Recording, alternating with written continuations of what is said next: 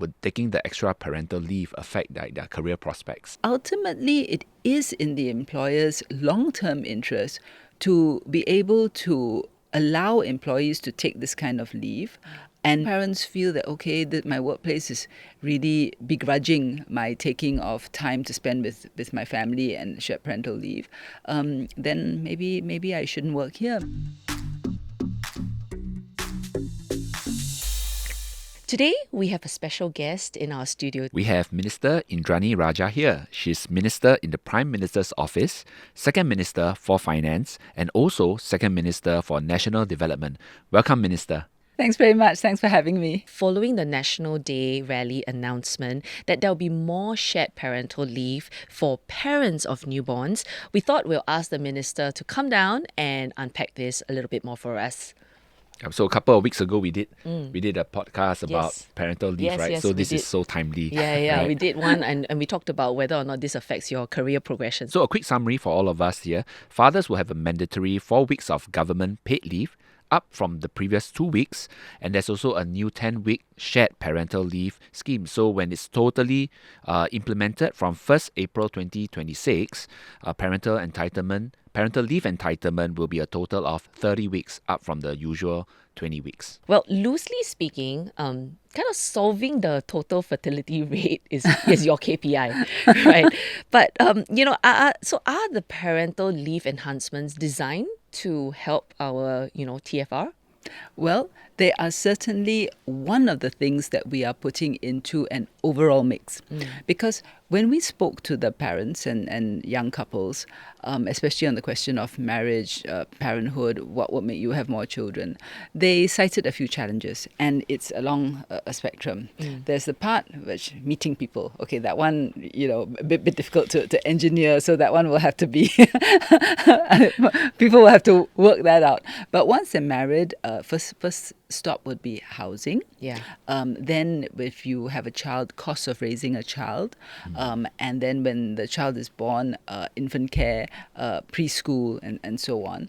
And one of the things which they cited was work-life balance, Yes. the need to balance their family responsibilities with their career and their work.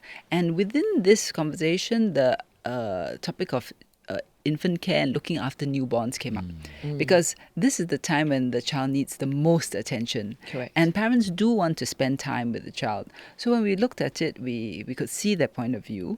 And at the same time, trying to do this on a voluntary basis doesn't really work. The current scheme is that the mum has 16 weeks of Yes. maternity, and current is dad has 2 weeks mandatory and 2 weeks weeks voluntary. But the dad can share the mother's parental leave by borrowing, if you like, up to 4 weeks, right? But if he does that, then the mum loses out because she's down to 12 weeks. Correct. So we figured that we should do something over and above that, but we want a default setting. The default setting is of the 10 weeks is half to mum, half to dad, and that's to send a signal to the dads too that, hey, you're important in the child raising, you're important in the family, and this is, you should take up this leave as well. Yeah.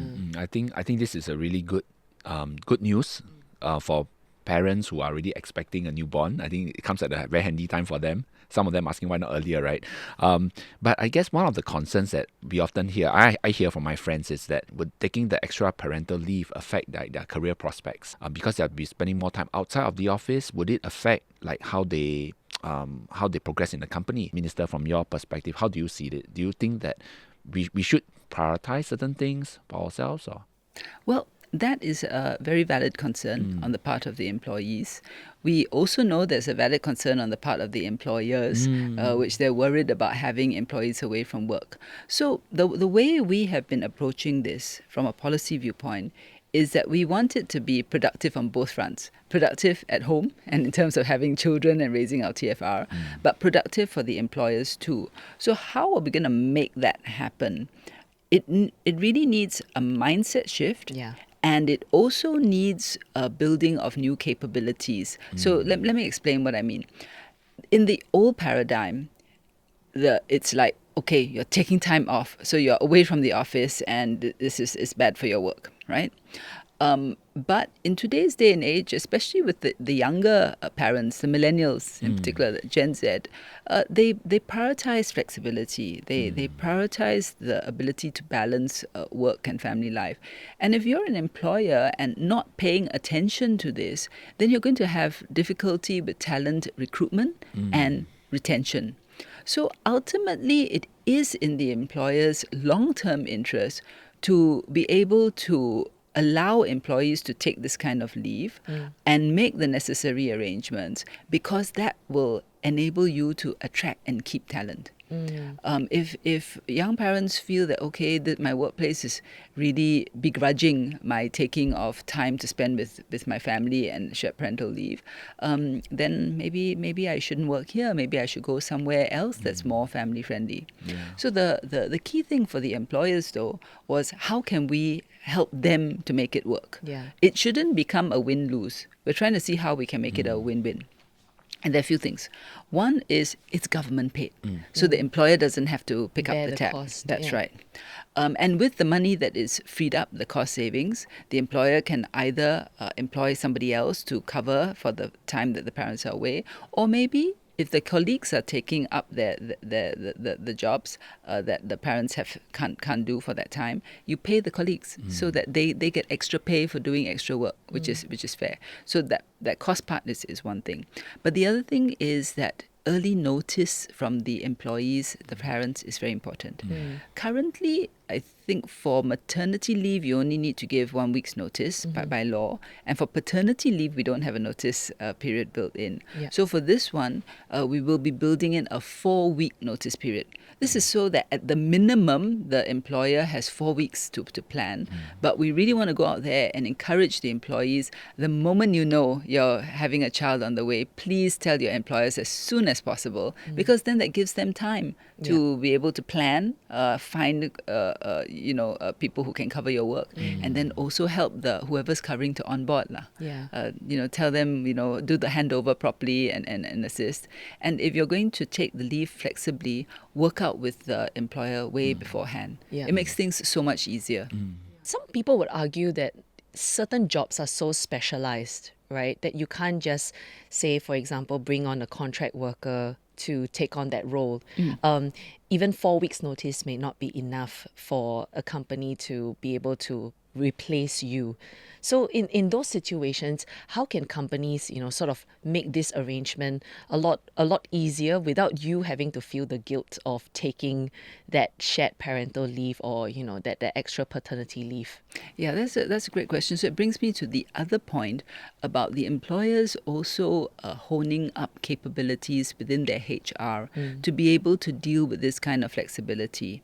It's obviously going to depend on the job sector.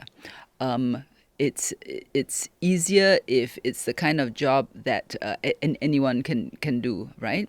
But let's say it's a specialist job. You're a professional, for example. I used to be in legal practice, and sometimes you're working on a case, but a lawyer has to take leave and another lawyer has to come in.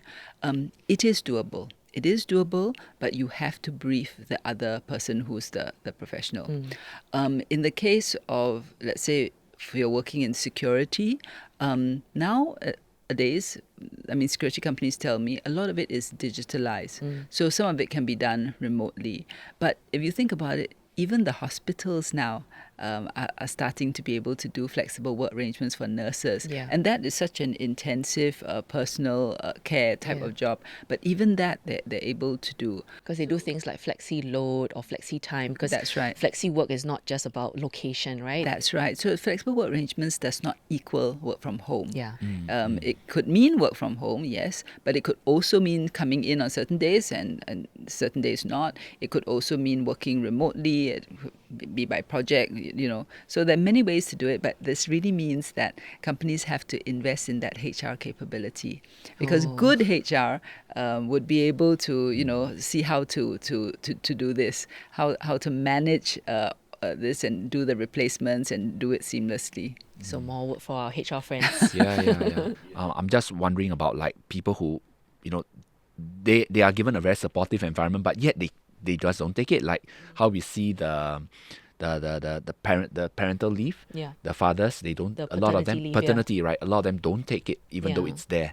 Yeah, so good point. I think the key to having good take up is actually that it becomes a norm.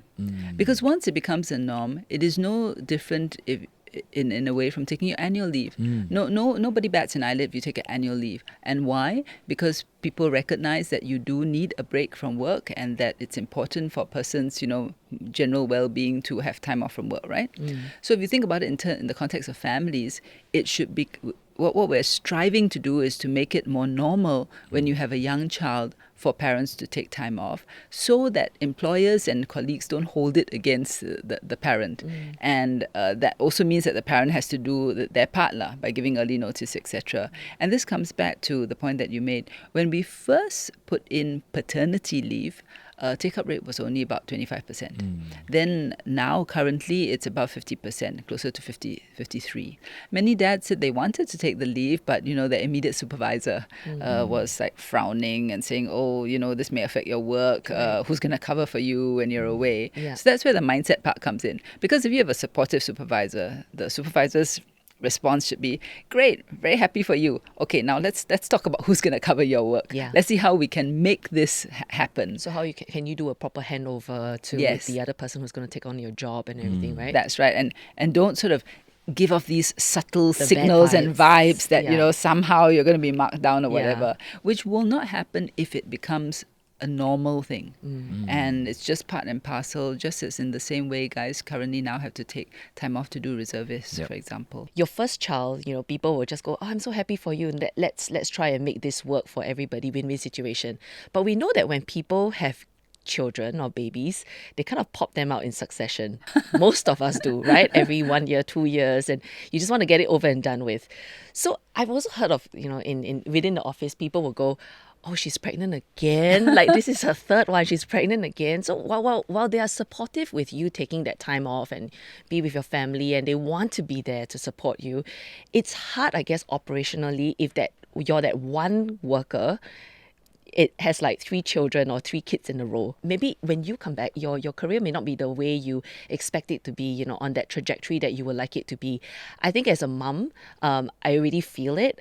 I feel that now for a lot of dads, they're also worried that would happen for them. Again, it comes back to how well an organization manages this. If I were the parent and I had to take this time off, one of the things I would feel I should do is when I come back from this leave and I'm able to start working again, actually, if some of my other colleagues need to take time off, not necessarily for parenting, because we nowadays have colleagues with aged parents. They may need to take time off for their parents. Some people take time off for their fur kids. They just need time away from the office. Then you step up and you say, I cover for you. I mean, you covered for me when I was away. Let me see what I can do to help you. We need this kind of collegiate workplace, right?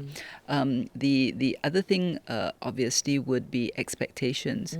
If you take time off and really can't do the same pace of work and a quantity and volume of work, then it may be that when you come back, you may not be progressing quite as fast, which is fair, Which is because reality, right? in Yeah, reality, you can't because you weren't in the you office. weren't in the office doing that work. Correct. But then you accept that, but you say that, but I will still continue, and from the point that you continue, the company recognizes that effort. So then again, it becomes the norm. People get uncomfortable when they feel that somehow I'm either not pulling my weight or losing out. But if it becomes the norm and you fit this into the company practice and HR procedures, then it's like everybody's doing this. It's a normal thing, so it's fine. But that give and take is very important. Yeah. So it can't be just about, I'm going to happily take all my leave and I don't care about my colleagues. Yeah, It should and when also it's their be- time, I'm Yes, just going to be, oh, you're on your own, buddy. that's right. I mean, we've been observing what people say on social media, and then everybody's now wondering, like, do we get other kinds of leave as well? Like, you mentioned fur kids, Yeah. people with Yeah. elderly Childcare, more parents. childcare leave. I would like more childcare leave. Yeah. So, Minister, is there any other policies in place In for the this? works for Yeah. consideration. Well, 2 things. On the leave front, we've just done this very big move. Yeah. So obviously we need to see how it how it works whilst implemented, and we have to observe and make sure that it actually goes well. So I don't think that at the moment we have any plans to increase other types of leave. But that said, we made a very significant complementary move, which was the tripartite guidelines on flexible work arrangements. Because it's not possible to legislate for every single type of leave. And if you do that, you end up being too prescriptive. But the flexible work arrangements were really designed to get around the times when you need leave. Suddenly something crops up, ad hoc basis or whatever it is.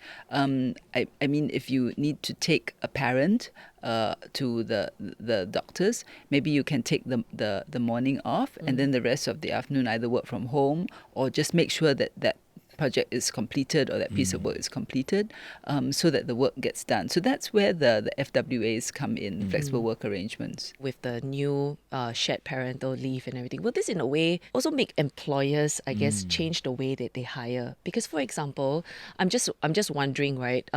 If you have many, sort of would-be or potential young parents in your team, and then you have a place that will, a person that you can hire, a headcount comes out. Some companies will go, I would like more diversity. I don't want, too many parents on my team, because then that will mean that at some point everybody is just going to be gone and away, and then I would have to pick up the slack, right? So and also, would that also create some form of, I guess, invisible discrimination against people who are planning for a family, because now that we know that there are more benefits that are coming for them? Well, if an employer did do that and really did discriminate against such employees, then they might bump up against the new workplace fairness Yes. legislation that we are bringing into Parliament and into force. So I would be very careful if employers did that. But if our employer also have to approach it from this way, I mean, the underlying assumption of that question is that, okay, it is these married couples who are going to have children who will be needing that leave. So maybe I'll focus on employing singles. But what's to say that your single is not going to get married in the next year and then have a kid in the other year? You have no idea, right? Yeah. That may happen. What happens, and don't forget, I when I talk about younger people enjoying that or wanting that flexibility, your other employee who may not be married, may not have a young kid, but then their dog needs to go to the vet or their cat needs to be taken for some kind of treatment, they're going to want to have leave for that too. Maybe not 10 weeks, but they still are going to need that. Then what about those who have aging parents or grandparents? The global norm now is that desire for flexibility. So any employer who's not able to design the workplace to deal with this is going to have a problem, because sooner or later employees are going to say, I want flexibility and I'm not getting it, so maybe I should go somewhere else. I'll find someone else who will give me That's that, right? So the message is actually, if you want your company to be productive, you want your employees to be happy and want to continue working for you, this is an issue that you must grapple with. The shared parental leave is only part of it, but there's a much bigger phenomenon, which is that need for flexibility and the ability to design work in a way that it can be picked up by somebody else or it can be done off-site. I think the point about flexibility and how employers need to implement it, for many of the employers that I've spoken to, a lot of them are they are feeling it. They are feeling the need to kind of step up, right? But at the Yes. same time, also some of them are thinking of, what, maybe I need to move out because I can't meet the expectations here. And I know that's not the intent of the policy for the companies to shift out because we want them to stay here. But at the same time, how can businesses remain competitive, productive, even when implementing flexible work? Is there something that I think a very important part of that is having conversation with your employees. It's to say to the employees, hey, look guys, this is what the company is facing. These are our constraints. I really want to be able to make sure that you can take your leave. But at the same time, I have to be sure that this works can be covered. Let's sit down and talk about this and see how we can work it. And also, I appreciate that companies do need to have people in the workplace in order to build a corporate culture, in order to do training, in order for mentorship and so on. So it comes back to that. How do you design your workplace to allow this to happen? And you it's really critical to have that conversation with the employees so that the employees also feel invested in this and want to make it work with you. This thing about the norm, right? How do companies need to think about how to create that norm Yeah. for the employees? It's not just about meeting the regulations or the guidelines, right? But it's about making it a better place for everyone. MOM has a few modules and packages for this that they can tap on. I think especially the SME companies would find Yeah. this helpful. Yeah. So it'd be good for them to approach the SME centres and see what type of HR support is available, and they have modules on how to design your workplace, how to manage flexible work arrangements and things like that. Because I would think that cost would be a very big issue for SMEs. It's hard for Yes. them to replace at short notice. Hard for Which them is to, why giving more the notice 4 is very weeks. important for Yeah. minimum, Yeah. but longer if possible. When the full shared parental leave will be kicked in, that will be in 2026. Is that why we're also taking a bit longer, to get to there? Because we also want to help businesses to be able to adjust their operations to finally get to that state. Yes, that's exactly right. Because if it were just up to us, we would say, yes, Now. why don't we announce it and just say now and everybody can take it straight away.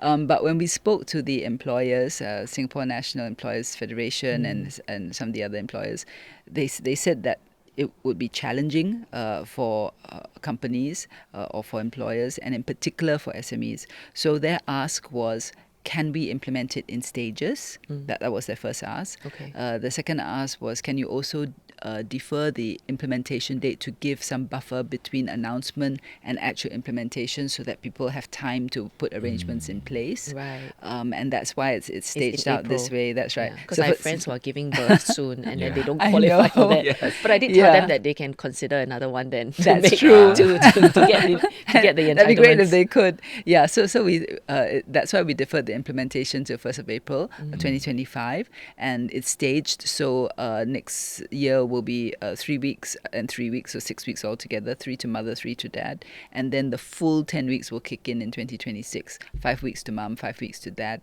but they can reallocate amongst themselves if they need to, but must also give the employers advance notice. Again, 4 weeks notice. Yeah, at least. It sounds like at the end of this, there's a lot of extra work that our HR practitioners would need to consider. Like you say, redesigning how HR departments think, how their workflow is, and also for companies, what are some of the business realities that they can try and adjust along the way. And I mean, we keep going back to this, which is a big mindset shift. Yes. Right? Do you hope to see this happen, the whole full mindset shift, within 5 years, 10 years, or even a generation? Like, I feel that it might take a generation. Oh, a generation would be way too long. Very long, but I don't know. I actually, it may be faster than you think, because if you think about it, all right, okay, way back when I started practice, which was like eons ago, the work day was 9 to 5, literally. You worked, and also half day on Saturday. But when you left work, you left work.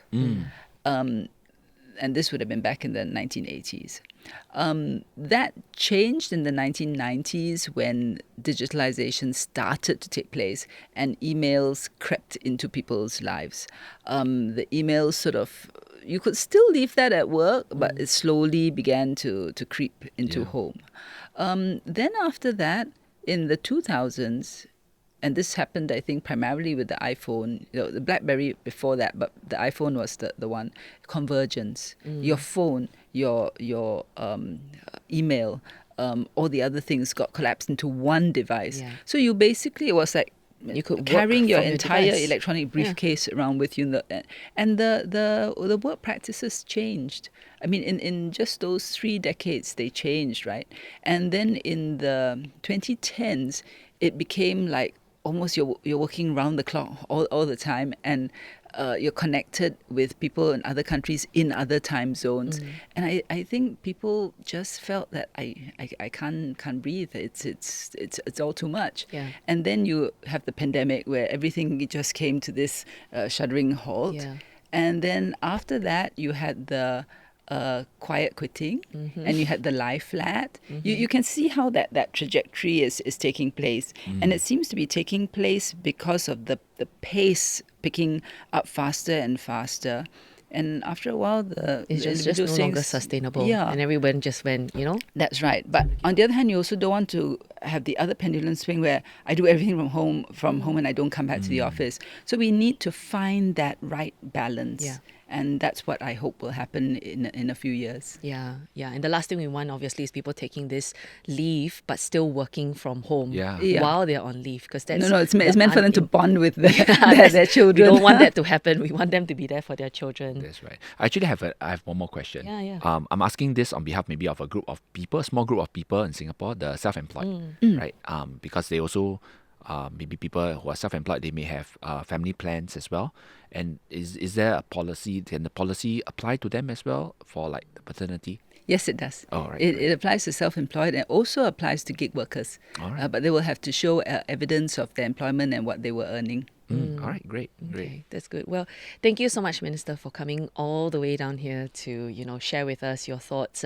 We really, really appreciate your time. Thank you. No worries. Thank Happy to be able to share, and thanks for giving me the opportunity to do so.